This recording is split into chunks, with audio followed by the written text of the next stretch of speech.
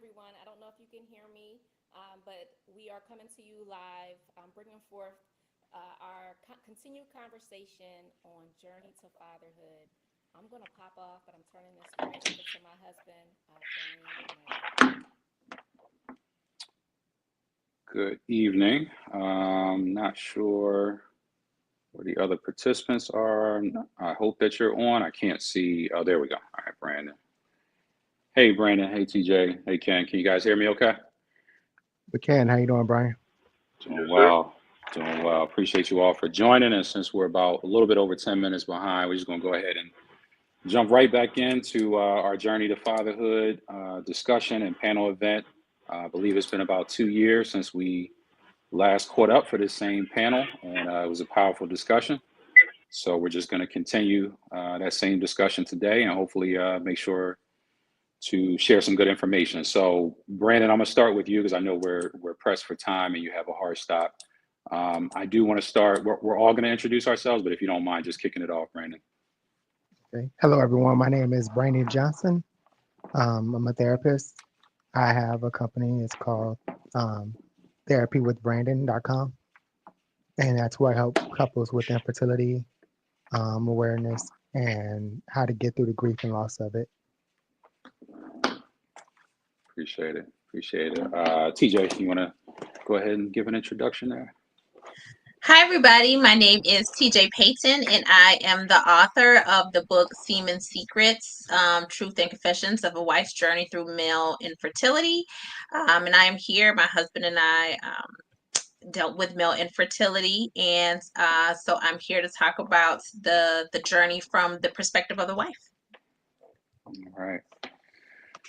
Last but not least, Ken, you want to go ahead and jump in with your introduction? Yes, sir. It's Ken Spence. I am the pastor of the Camden Church of Christ, and we've gone through our battles of infertility as well after the birth of our first son. So it has been an experience. We're glad to be here. Appreciate it. Again, thankful for everyone's time. And we're going to go ahead and just kind of get right through our discussion topics and our questions here. And so what we can do is just kind of keep the same rhythm. Brandon, you'll go first. TJ, you'll jump in. Ken, you'll go afterwards. And I'll try to shed a little light as I'm introducing the questions as well. First question: what is something you wish more people understood about a man's emotional journey through fertility changes? Brandon, I'll let you kick us off.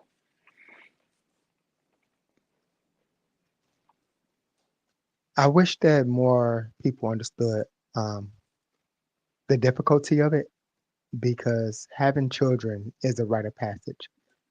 It's where we thrive. It's almost part of our existence is to continue our lineage. And with through the battles of infertility and not being able to create your lineage, you have to find new ways to create your lineage. If at all possible at all, or does your lineage stop with you? And so the journey that it takes emotionally is difficult because you always dream of having children, especially a boy who can pass down your last name. So, with that being said, it's something that needs to be considered and talked about and discussed, as well as allow the man time to breathe so that he can actually overcome it, or not overcome it, but learn to cope with it. Love it. Appreciate your insight on that. TJ, I know this will be an interesting perspective that you come from, but feel free to jump in. What is something you wish more people understood about a man's emotional journey through fertility challenges, I'm sorry, not changes. It's not expressed the same, and it can be overlooked. If you don't have the discussions with your husband or your significant other or check in, you may not even know that they're grieving, or that they're dealing with anything. Even when you think about issues such as infertility, even postpartum depression. And I've just learned within the last couple of years, 1 in 10 men experience postpartum depression. Who knew that that was an issue with a man, and it comes out very different than it does for a woman. So I wish people understood that, just because your, significant other isn't talking, isn't speaking, doesn't mean that they're being dismissive. They're just trying to process how they feel. As Brandon said, not being able to, carry on their lineage is one thing, but also being the protector, trying to protect the wife, trying to be that strong figure for the wife who may be grieving, or other family members who may be grieving. So carrying a lot of weight and not really knowing how to express it, or not being as expressive. I think people shouldn't dismiss or make assumptions about a man's response to his grieving or response to his frustration, not really knowing where it's coming from, especially when you're dealing with infertility. Appreciate it. Appreciate that insight. Ken, you want to follow up on that last question? What is something you wish more people understood about a man's emotional journey through fertility challenges?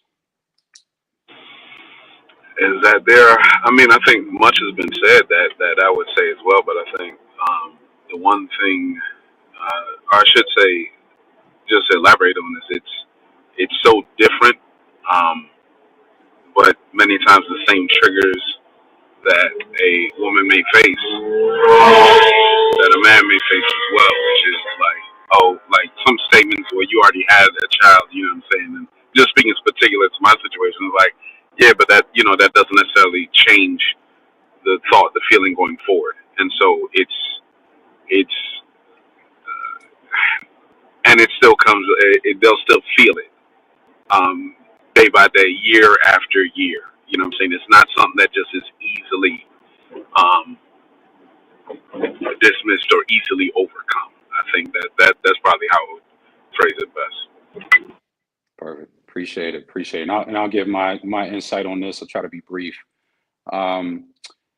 It's difficult for me to answer that question. What's something you wish more people understood about a man's journey through fertility challenges? I don't know that I can answer that specific to fertility, but just what is closely related is just what I wish more people understood about a man, period, about a man's journey through life. Keeping in mind that you may not, a man may not have come from a perspective or a background where he was even like groomed, so to speak, or like nothing prepares you sometimes for being a man. You just got to be a man. Like I was told at the age of 8 years old, like, you're the man of the house now. What does that even mean? Like I understand it now, the intention behind that statement, but at 44 years old, I'm still figuring out what being a man means. There is a joke in my household that's often in regards to me. I'm usually called the fixer, right? Like my daughter says, Dad, you're the fixer.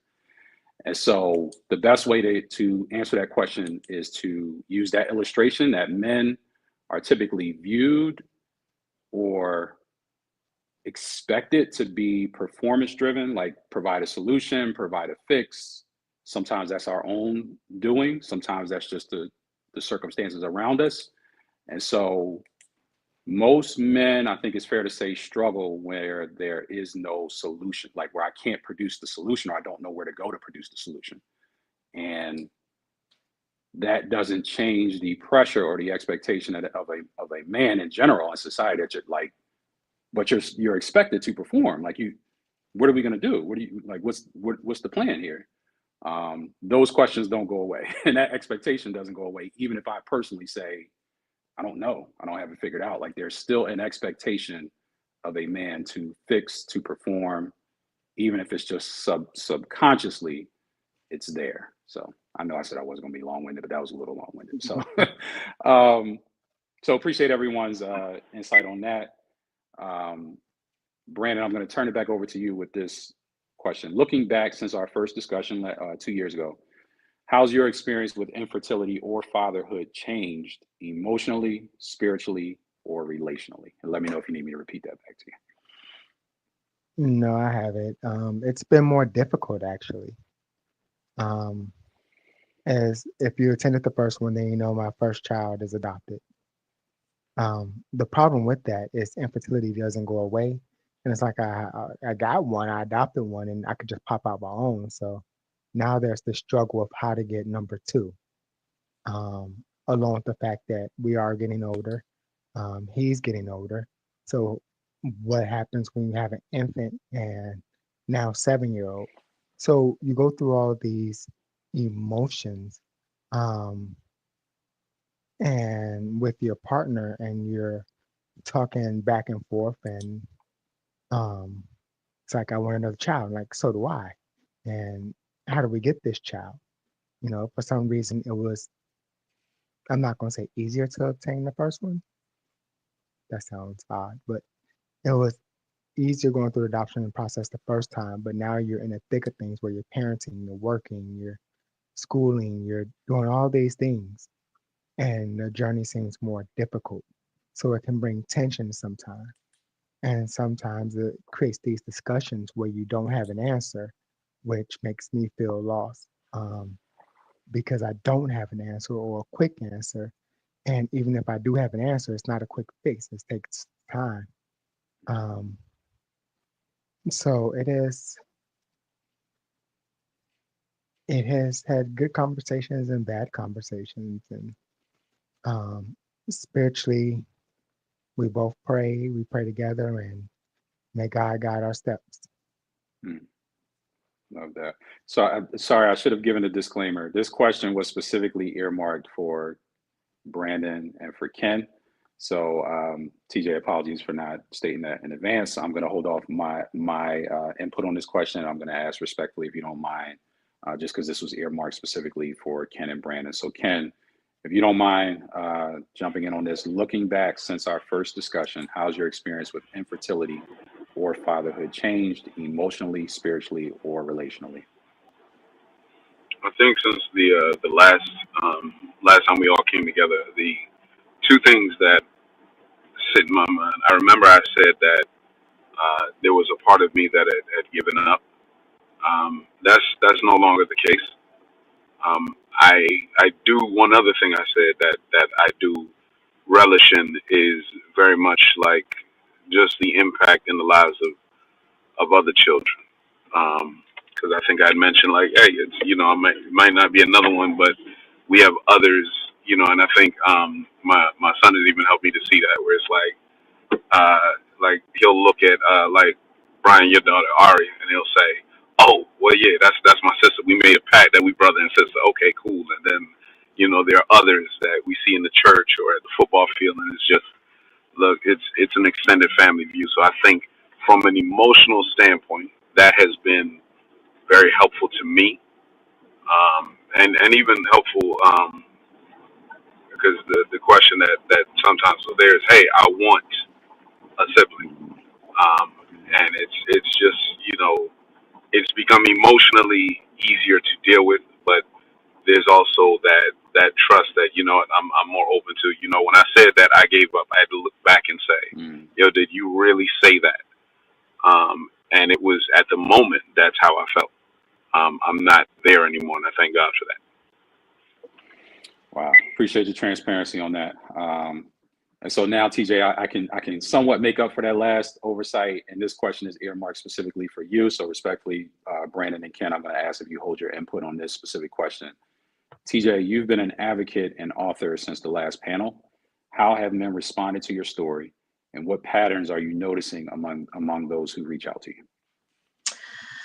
So I really don't have a lot of men that respond to my story. It's mostly the women that respond. And so in that regard, it is I still think it's a taboo topic, a subject that a lot of men don't want to talk about. Um, and again, I always preface by saying, this is my husband's story that he's allowing me to share. And so the pattern that I still notice is that it's still something that's not really talked about, not really shared. I have seen little segments and spots where they do highlight male infertility. But again, for some men, you don't want to be the highlight. You don't want to be Mm-hmm. that, elephant in the room. So having this, just let's focus on male infertility. Let's be included in the conversation, but not singled out. And so I have seen that in that perspective, and also men who still want to be anonymous may still want to have that safe space where they can talk and share. And that's the pattern that I'm noticing. Like, we are still making it a anomaly, if you will. And there are a lot of men that deal with infertility that just don't speak about it. Maybe it's secondary infertility. Maybe they do have azoospermia, low sperm count, but to make it so taboo that it's like, oh, male infertility, it still makes it difficult, in my experience, for men to share, because again, they don't want to be singled out. It's an infertility problem as a whole. Both people experience it, and so let's talk about it as such, and not that, oh, it's such a special case with a man, even though it is. But a lot of men don't want that type of spotlight on the issue for them. They just want to be included in the conversation. Appreciate that. Now, I will put my stamp on that response, because I know it is very hard to get a man to be forthcoming and that transparent. So applaud you for taking up that effort and continuing to push that. And so this is a question we can all jump back in on, and we'll go back to the same order. Brandon, you can jump in, followed by TJ, followed by Ken. How has your role as a partner shaped your approach to navigating fertility issues? And then there's like a sub question: what have you learned about showing up emotionally for your significant other? And let me know if you need me to repeat that back. Just the first part. Yep. How has your role as a partner shaped your approach to navigating fertility issues? As a partner, I have learned to protect my wife at a deeper level, on a more emotional level. Beforehand, you kind of, when there's no children involved, you kind of just live in life, and you never think about that emotional protection. But now I'm more sensitive when she say, "Hey, I want another child," or "Hey, how are you doing?" Or I'm more aware of the questions when it comes to infertility. And since I'm the one who's infertile, um, I allow her to get whatever answer she wants. And she still has questions to this day that she didn't ask back then. And I can be more open back then. And so it has brought us closer in many ways and opened up emotional pathways that neither one of us were prepared for. Got it. Appreciate it. TJ, you wanna jump in on this? How has your role as a partner shaped your approach to navigating fertility issues, and what have you learned about showing up emotionally for your significant other? I think for me, it has been recognizing the emotions of my husband, and also recognizing that again, this is his story. I had to do a lot of apologizing, because as I shared in my when we first talked, I realized that I was out of alignment with us being Christians. It's your spouse first and then your children. And I realized I was putting a child I was never promised over a husband I pledged to love forever. And so I really had to go back and search myself to say, at the end of the day, am I really doing this for me? Am I doing this for us? Was there selfish intent? And not to say that we aren't deserving of a child. I believe that that's for everyone. That's what the Bible says we're supposed to do. But the alignment and the placement I placed on having a child versus the alignment and the place I placed on cultivating my husband and his feelings and supporting him as a man. And as a Black man, the other things that you have to deal with that have nothing to do with infertility. And so I've learned, and it's taken some time to really how to show up for him as a man, as a Black man, as a father, as a husband, and really take myself out of the equation and try to walk in his shoes just a tad bit more, knowing that he will do everything to protect me, but I also have to reciprocate that in a way that protects his emotions, and having open conversations and being vulnerable and saying, hey, I missed the mark on that, or hey, I could have done better. I could have recognized you more. I could have said, I appreciate you in your love language, in the way that you like it shown, not necessarily the way I want to see it. And so I think that has changed, going back to what Brandon said. Now we have a little one asking for another sibling. Mhm. And so how do you navigate those conversations in a sensitive manner where you don't make your husband feel like, well, the onus is on you. This is why this is not happening, and really making a collective response like, hey, we are going through this. We are going to deal with this. We're going to find a solution, and we're going to talk to God about what's happening, and not necessarily leaving the burden on him. Love that. Love that. Last but not least, Ken, you want to jump in on this question? How has your role as a partner shaped your approach to navigating infertility issues? And what have you learned about showing up emotionally for your significant other? Well, I think for me, it was just I've been at that place where it's like it's both of us in this together. It's not just one or the other. That's your circle. It's us together. But also recognizing, very much like TJ said, those areas that I wouldn't say I failed her, but I'd say I failed her, if that makes sense. Where it was, I wouldn't do the check-in. I wouldn't check in with her and see where she's at. Not just upon the beginning of this, but also each step along the way. That when and I had to course correct that. So that's one, if you will, blessing of that is being able to course correct um, and just be there for her. Like she needs me to be. Yeah, that's the best way. Like she needs me to be, not the way I think would be the best for her, if that makes sense.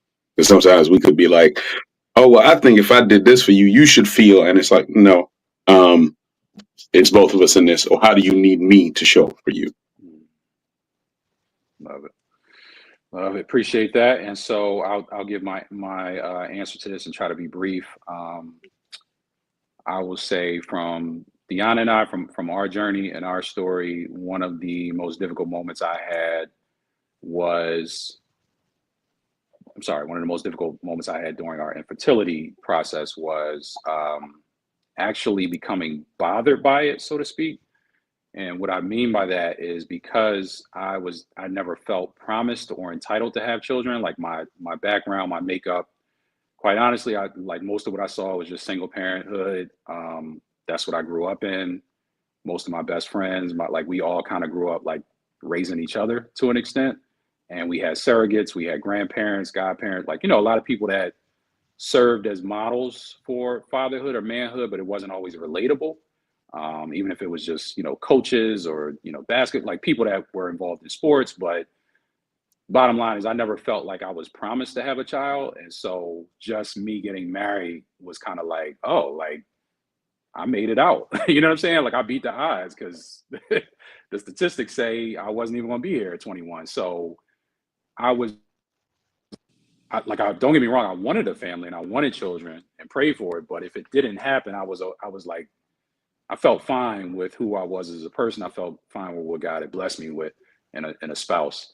So because of that deficit between my wife, who was really struggling with what was her heart's desire, versus me, who just felt like it was a good to have, but not a necessary to have element, having children, there was definitely a moment that I had to reach where it was like, I have to not be okay with this so that we can both kind of get through this together. Because if I'm okay with the results, but you're not okay with it, we're always working. We're not. we're just at a deficit, right? So yeah, learning to become not okay enough so that we work together. It had to bother me enough or be a thorn in my side enough so that we started to seek challenge, and started to seek solutions together, and that's where our story kind of changed for the better when we approached it that way. So, all right, we moving along here. Next question is for everyone, and we're gonna keep that same order. Brandon, how are you doing on time, Brandon? I know you gotta jump. So I got about 10 minutes. 10 minutes. Okay, perfect. Next question is: in spaces where masculinity is often linked to strength and silence, how do you give yourself permission to grieve, feel, or ask for help? You take it, quite honestly. Um, and it took me a while to get that because I thought I had to be the strong partner, the emotional support for my wife, not realizing how much I was hurting inside. And so when I was allowed the space to talk about it, I was able to really understand how much I was grieving through the process, um, and kind of took unfairly. Let me put it out there. So took the space. And in hindsight, I would have been a little bit more open. But in general, I don't talk much about my own problems, which is something I'm learning to do.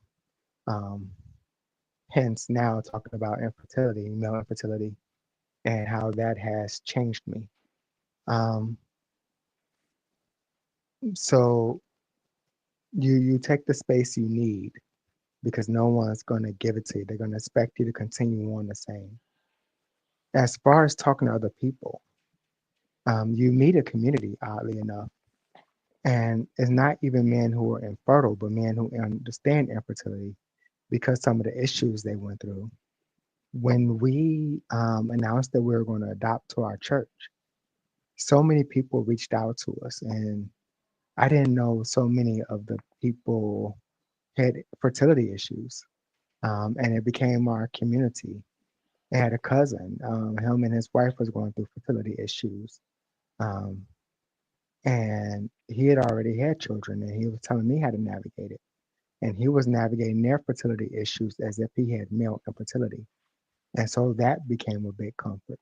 And then people who had no fertility issues at all, they would talk to me on a spiritual level, which gave me the strength to now be open and realize that this story isn't my own and that there are many men out there who are suffering who need to know how much infertility affects them and quit being so strong and trying to be so masculine about it that you end up putting yourself in a deeper depression. It's powerful. It's powerful. Appreciate your insight on that. TJ, you wanna jump in on this? In spaces where masculinity is often linked to strength and silence, how do you give yourself permission to grieve, feel, or ask for help? As the wife, I give space by not taking things personally anymore. Sometimes I know it could be frustrating. Your day could be frustrating. Things could be going on. And sometimes I'm the closest person to you, so you may be frustrated. But sometimes I realize that it's not me. It's whatever you're dealing with. So it lets me ask the question, hey, what's really going on? Like, I know you're upset about this, but what's the real issue? What's the underlying cause of what's happening with you? So I kind of get to understand, and I also let him have the space.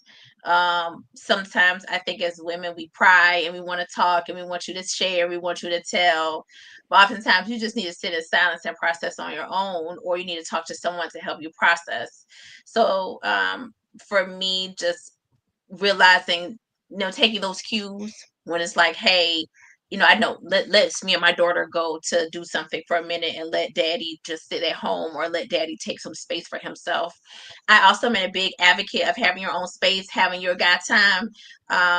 Take a trip with your homeboys, go out, do something with men. Like, I'm not that wife that has to hover all the time, because sometimes I need you to go to everybody to breathe. And so making sure that your spouse has that space, and he feels like he's trusted enough to have that space and to go out and take that time, and you're not hovering and let him breathe. So then he comes back, he's a better husband. And that's, with his friends, spiritually seeking God, those types of things, those silent prayers in the way that you have them, not necessarily the way that I want to see them. I will say, caveat, I think a lot of times, we as women, and the Bible says the man is the head of the household. He's supposed to pray. He's supposed to do this. And we're expected, let's hold hands, get on our hands and knees, let's do this. And sometimes that's not your husband, right? He's going to cover you in the way that he's going to cover you. He will do it, but you have to let him do it in the way that he knows how, and giving him the freedom and the space to learn how to do that. And so I think I've learned that now moving forward, that's how I have to give him his space and his time, because we're all learning. It's a work in progress. And so I can't expect him just to jump and know, like the same way I have to read and know and practice is the same way he has to. So just giving him the space to have that. And it's been a journey. It's been a learning process for me as a wife, but I think I'm doing a bit better than I was the last time we spoke. So yeah. Praise God. Praise God. Appreciate your insight. Ken, you want to follow up on this? In spaces where masculinity is often linked to strength and silence, how do you give yourself permission to grieve, feel, or ask for help? I think it was I take it. Like my brother said, you got to take it.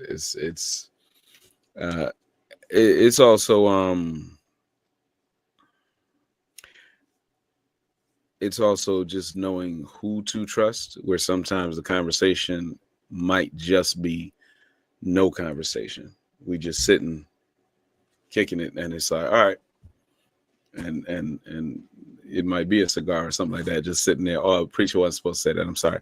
But it's just having that moment where you just, okay, we cool. It's like, everything cool? Yeah. And it's just because I think sometimes presence is overlooked. You know what I'm saying? That presence, just being there with like some people you really trust, is just, okay, let's just breathe.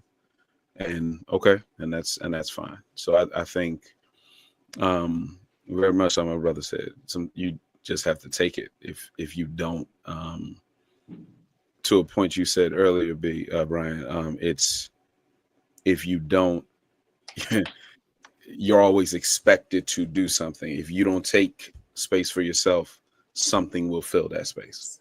Mm-hmm.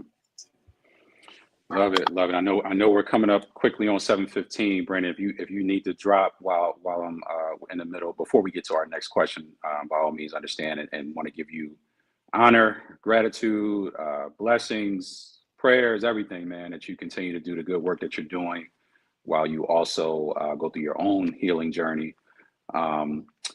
In my response to this question, in spaces where masculinity is linked to strength and silence, how do you give yourself permission to grieve, feel, or ask for help? One thing I've come to discover, I've had a very tough time processing this, but it's finally registered. You can only pour out what's been poured into you, right? And that goes back to the expectation of a man sometimes, which is to be hero, right? Like if we're all in a room together and a fire breaks out, if I'm with my mom, my sister, my daughter, I guarantee you everybody's gonna look at me and say, what we doing, right? Like, what's the plan here? Like you need to perform. So I have, through a very difficult journey, I've come to understand that if it's not poured in me, sometimes I got to just be willing to say, I can't pour it out because it doesn't reside in me. It wasn't poured into me, right? I wouldn't go and try to pour out an empty glass of water as a beverage because there's nothing in there. So in order to fill that part of me up, my personal choice and philosophy is I talk to a therapist, and I talk to God. Talk to God before you talk to people on the blogs. Talk to God before you talk to Facebook, Instagram. And to be quite honest with you, I have eliminated most of what I used to see as a source of like, hey, let me vent that, like my experience is a little odd because I just come from a background and from an environment where sharing as a man, the most core parts of yourself, especially what could be considered as weaknesses, could get you killed. That's a very extreme case, obviously.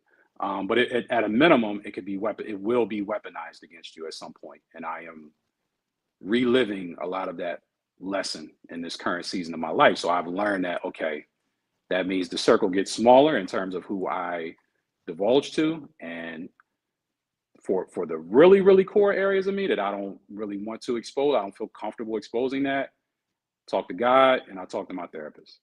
And that's what keeps me stable. That's what keeps me sane, not just in regards to like fertility or being a better spouse or anything like that or grieving, but just in general. My therapist made a statement to me the other day. I was telling him the things that I feel like, man, like this season of life, I feel like I'm deficient. Like there's so many areas that I want to, the person that I want to be, I'm like deficient in these areas. And he stopped and said, whoa, wait, hold up. Shout out to Dr. John, by the way.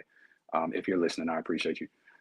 He stopped me and he said, it's important that you recognize you're not deficient.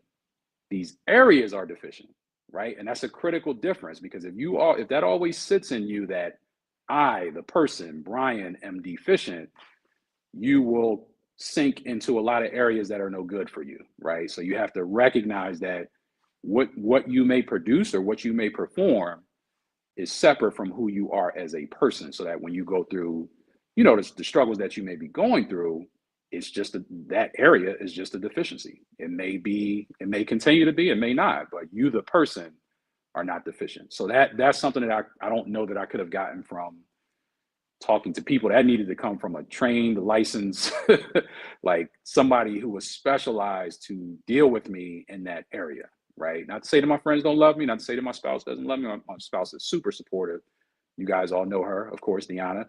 So, but there are going to be areas and things that as a man are just going to be so unique and so specialized that if you have not experienced that as a man, or if you have not been trained to work with someone who's experiencing with it, I got to be honest, be aware enough to say, hey, this is reserved for talking to God and talking to a therapist. So, so let's dive into our next question here. And this time we'll go. Brandon had to drop, by the way, for those who are still on watching live. So now we're going to go TJ, Ken, and then myself as the order. What was one of the hardest moments on your journey?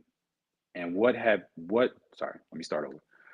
one of the hardest moments on your journey, and what or who helped you push through?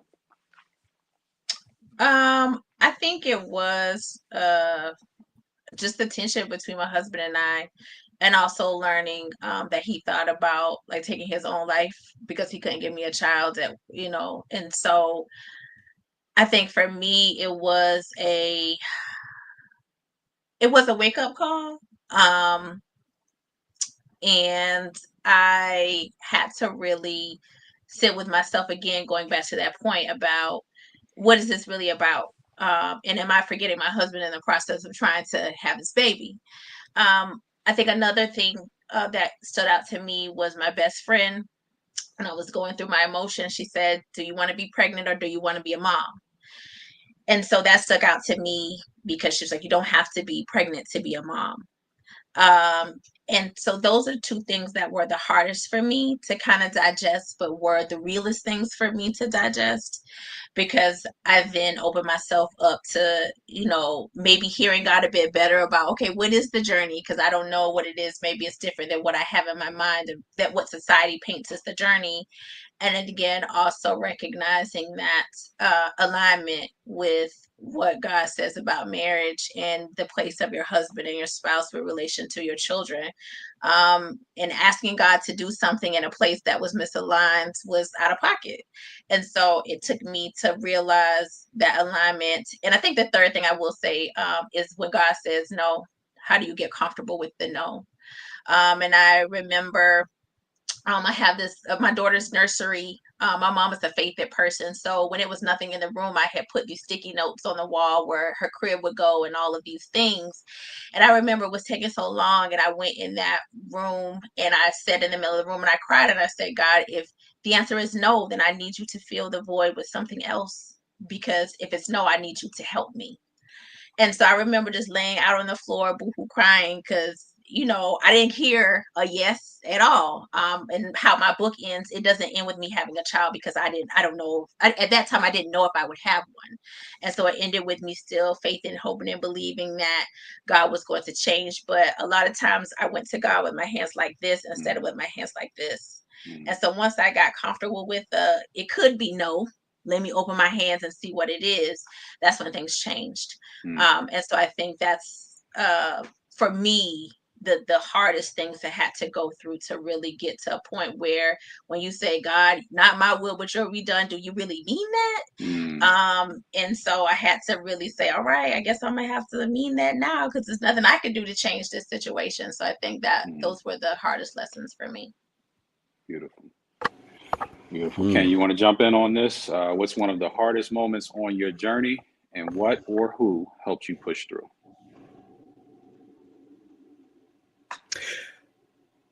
The hardest moment on this journey was so this was streamed, and I said, well, really, I gave up, and my wife heard it. And so it was one of those things, but she heard me say it. But it wasn't just that, she felt it that during that time period, because she's like, well, maybe we could look at this and these therapies and this and the other.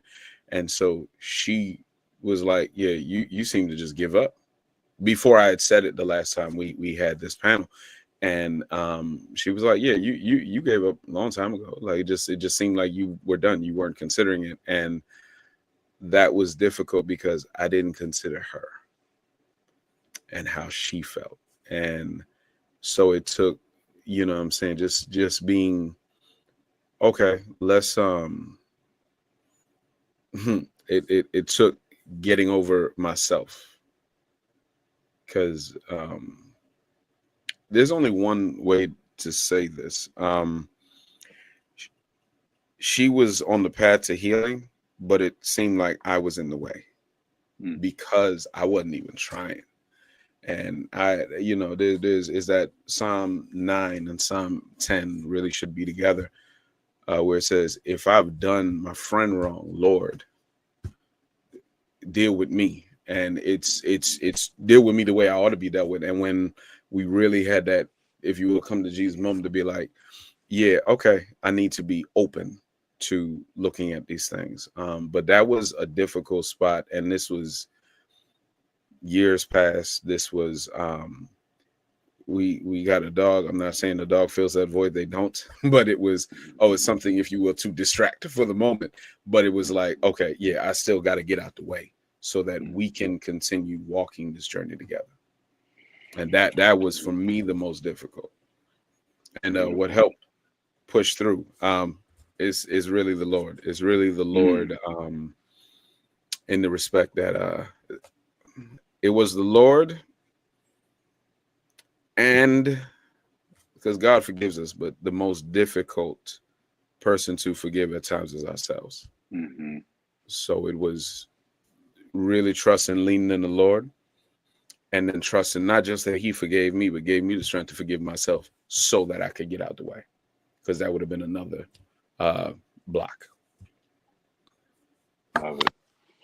Love it, man. It's a tough question. I mean, I hate to follow up behind y'all, man. Y'all got some powerful stories on this. I don't know what was the hardest moment, but I can say what stands out in my mind, which is at the forefront of my mind most often, is when Deanna had to go in for surgery to remove one of her fallopian tubes because it was so damaged and so blocked, which we knew, like from seeing a doctor, it became a quality of life discussion as opposed to, hey, here's how pregnancy, here's what increases your chance of pregnancy. But keeping in mind that, like, as we're giving you a quality of life, we do still want to preserve what's there. Like, we hope that this other tube is not blocked so that we can still give you guys a fighting chance. And apologies if I'm not explaining that in the most medical or the most, I'm just giving the way it registered in my brain. And so I remember sitting in a waiting room for hours during that surgery. Doing, and in my mind, I'm honored. I'm happy to do what I think a supportive spouse would do, which is you sit and you wait it out and you pray or do whatever you need to do, but you're present, right? You talked about that earlier, Ken, like just that presence. Um, and so doctor came out, said your wife's still, she's still under anesthesia, she's still pretty much asleep, but we removed the tube. He showed it to me. It was like in a little bag. I could see it, and it's like it was weird to look at, but he showed it to me. He was like, "We removed it. Like, thank God, we removed the tube. She's going to be in far less pain." So there's good news and bad news. Good news, we removed it. Bad news is the remaining tube is blocked. And so, and I'm sure he said it a lot more empathetic and a lot more better than how I'm saying it. But I remember having to sit there with that news for like what felt like hours. Like, man, like knowing how bad this is going to tear Deanna up. Not even necessarily. I don't know that I was even aware enough to process my own state of like fear or just again solution. Right? What's the fix for this? Like, this doesn't appear to have a fix. Like, this is, I don't know what the performance could be to fix this, but I know I'm going to have to be the one. The doctor told me for a reason, so I'm going to have to be the one to present this information to my wife. And so that was it, man. That felt like an eternity, just sitting there stewing on that information that like seemingly tube is removed, so we know that one's no longer an option. The one remaining tube is blocked, right? So essentially that sounds like you're not going to have children. So, and we, of course, our story became that God did allow us to have a child, which we were very thankful for and grateful for. Try our best to be in that space of gratitude every day for our daughter, Ariana. But man, I didn't know that at the time. I didn't know that was how the story was going to play out. So yeah, that was agony. Like just sitting in that waiting room with that information, again, my thought was just, man, this is going to tear Deanna up. Not even aware enough to think like, no, this is tearing me up. Who do I even go to for how this is like, the state that this puts me in? I couldn't even allow my mind to absorb that because I knew that I needed to have a plan of at least how to present this information. If not, how do we come up with steps forward, right? Like what are next steps? So that was difficult. Don't even remember how I got through those hours. But yeah, that moment stands out in my mind more than anything else. So, all right, we got a couple more questions. Hopefully we can get through these before our time. I think we had an hour schedule. How can we support other men who are struggling? Wait a minute. How can we support other men who are struggling but don't yet have the words or safe spaces to share what they're going through? And TJ, we'll start with you, go to Ken, and then myself.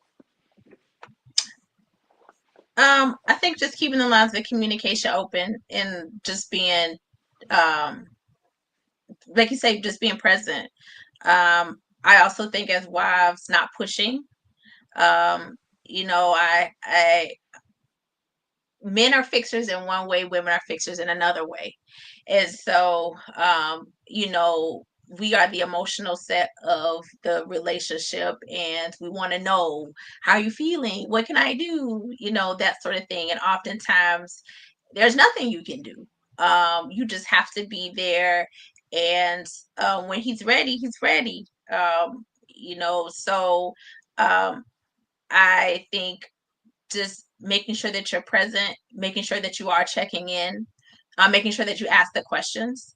He may not answer them, he may dismiss them, but I think, just I think for some men, it's just feeling like somebody cares and somebody hears you, even if you don't have anything to say. I think is very important. And also embracing the fact that men are emotional. They may appear to be strong, but they do have a vulnerable side where they do cry, maybe in, the car, or maybe outside, or maybe cutting the grass, or what have you. Maybe they do have those moments, and you just have to be open to whatever those moments are and leave the space for those moments. Don't always pry, don't always ask. They're not always doing something. Sometimes they could be sitting. I know outside of my regular job, I'm a maternal mental health therapist. And one of the wives said her husband goes, to a barber shop that's further away from their house than is one right around the corner. But he let her know, like, I need that space in the car to think.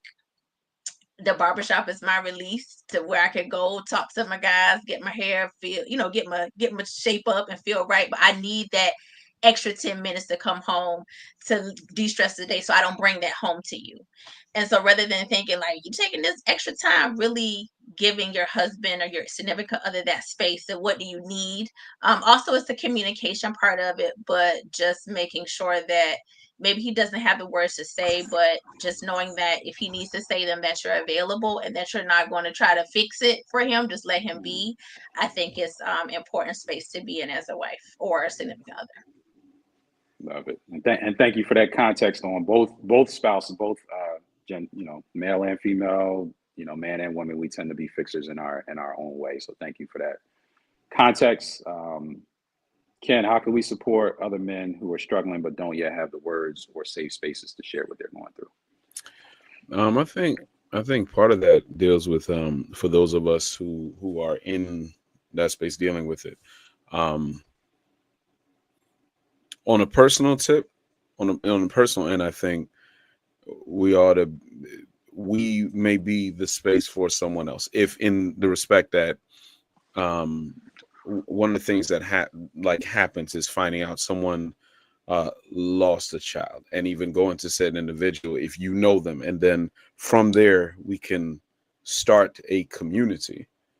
I think, and then that can blossom, and what I'm saying, because many of us recognize said signs and so forth. I think and when I say professional, and I mean the church, we ought to be willing to have those spaces wide open. I think we don't talk. The example I always use is it was the Women's Day we had 2019, and I remember Dominique goes up, my wife, and she goes up there and she talks about it. And when she talks about it and she shared everything she had shared, so many flocked around her. And then I made a comment about that on Facebook. And when I said that, there were tons of people saying we couldn't talk about that at a certain point in time in the church. And I'm be honest, I don't think we should have that blockade anymore to say we can't talk about it. And then from that end be like, okay, well, there are communities, because and perhaps this might be controversial to some people, but if the church is willing to talk about it, the church should be willing to talk about it with any and everybody. They might be from a different faith, they might be from some, but individuals going through that, if we want to create the community where we can create several safe places to discuss these things, then it's going to take us breaking down our walls and reaching out past that. Love it.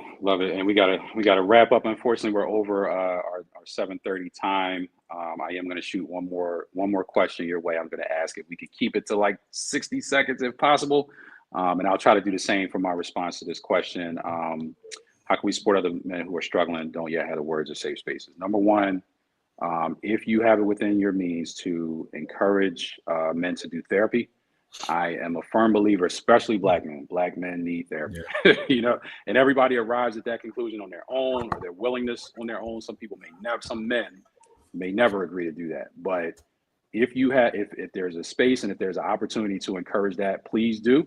Not now. I'm very careful in my words when I say encourage, not prompt, not poke, not you just encourage it. Yeah. Some men may say, I ain't talking to nobody. That might have to be where it sits for now, but to encourage it, sometimes men, we got to hear it 2 or 3. We have to hear that encouragement 2 or 3 times. Second thing is understand that for most men, struggle is inherently a part of the process of manhood. There are some things that, and this is not specific to men, it's probably for humans, period, but especially as a man, I've only lived as a man, so that's my experience. There are some things you have to endure pain as a man in order to become better, in order to become more understanding, and in order to process. And sometimes we can either enable or disable people by trying to remove struggle from, there's a part of it for men, and I'm talking about all the way down to a child's age. Let him feel that pain, some aspect of it, because he will arrive at more intelligence, emotional intelligence, everything through that pain process than almost anything you could tell him or remove, right? So understand that struggle is a part of the process as a man, but encouragement is needed when we're going through that inherent process. Like I said, I come from a background where it didn't even register to me that I was entitled to a child. I just thought people grow up without fathers. You know what I mean? So this is just, it's a struggle. You're gonna have to figure it out. Like, so I didn't tap into that blessing part of myself. Like, no, we can normalize struggle. It's probably the best way I should say it. Sometimes men, we can normalize struggle. So you have to be willing to encourage and give that that delicate hand sometimes that only a female can give sometimes. So last question, if we can keep it to 60 seconds, I would greatly appreciate it. What message would you leave for men watching tonight who may feel like their story is too different, too hard, or too late to matter? Again, if you could do it in 60 seconds, greatly appreciate it. I would say you wouldn't be here if you didn't matter. And you're meant to be here for a reason. And so may not seem what it is now. The one thing that stuck out with me is I found that God never wastes our tears. They always come back, even if it's a river of them. There's a river that you have to go down in the tears, and you'll get to the place where the tears, you understand. And I can see my faith walking every day. She talks a lot now, but that's my faith walking and talking and being bossy. So I will say, you matter. Even if you've never heard it before, you matter. You're of value, and the world needs you. There's a space for you. You wouldn't be here if it wasn't. So whatever time you need to take to get yourself to a place where you do matter, just know that the world needs you here in this space. And so it's never too late to share your story, because you never know who else may need you, and who you may be healing through the struggles that you're going through. I would say, for anybody who feels that way, I felt the same. I think all of us at a certain point feel that same way. That, hey, it's too different, it's too hard. I don't need to talk about it. It's too late to matter. But somebody else is dependent on your testimony to move forward. I firmly believe that. Love it. I'll just say, for men who are watching and feel like their story is too different, too hard, too late to matter. I know I sound like a broken record, but therapy. Black men need therapy. Men need therapy. People need therapy.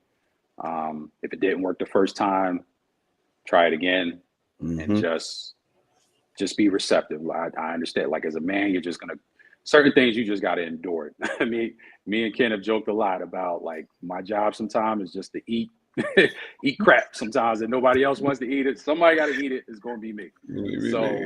But that doesn't mean I can't be receptive. I can't be open to learning. I can't be open to trying again, especially things that are emotional in nature, because most of us, I don't want to paint a broad brush, but most of us are not hardwired to act or think from a place of emotion.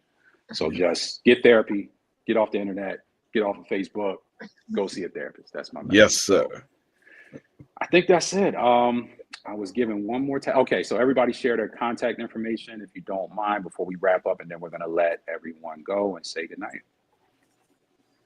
Am I sharing in the chat, or just saying it on? If you don't mind, just sharing it out loud, and I guess you can put it in the chat as well if you're able to. So I am on Instagram at TJ Peyton. That's TJPEYTEN. You can DM me. My book Semen Secrets is on Amazon, so please go on Amazon, pick it up, share it with someone. Visit semensecrets.com. And yes, I'm an open book, so I'm always here, and you can always visit Bearing Fruit, and they know how to get in touch with me, because we've been at this for a while now. So I appreciate you guys always bringing me in. Thank you so much, TJ. Appreciate you. Ken, you want to let us know your contact information, and if you're able to put it in the chat as well, that's fine. Yeah, I put it in the chat as well. But as popped up, Tactical Pastor, that's me personally. Don't ask no questions. And at the Camden Church as well, we'll be able to communicate. And I think we also have a loving community that we all been through something. We all got a story to tell. So there's always a home for anyone that's looking for it with the Lord. I got to say that. Love it. Best way to get in contact with me is through my wife is the founder of Bearing Fruit, Deanna Nicole. So that's the best way to reach her. My social media handle, B Murray CPA. I am notoriously known for not being on social media a lot, which hopefully you probably have more context now as to why that's the case. But just don't spend a lot of time on social media, unfortunately. So probably the best way to reach me is through Barren Fruit, which Deanna has put her information up here at Barren Fruit. So appreciate, and barrenfruit.org. So appreciate Deanna, the whole team at Barren Fruit, the entire nonprofit organization who I get to see and hear a lot. They put in a lot of work to make this happen. Yes. That does not get highlighted or recognized. So I want to thank everyone behind the scenes and certainly thank TJ, Ken, Brandon. Appreciate you, all your insight. Love it. And have a good night to everyone who jumped on our event tonight. And thank you guys for this space. We totally appreciate it. Absolutely. For sure. For sure. Appreciate you guys. Thanks again. Have a blessed evening. You too. Yeah, do the same.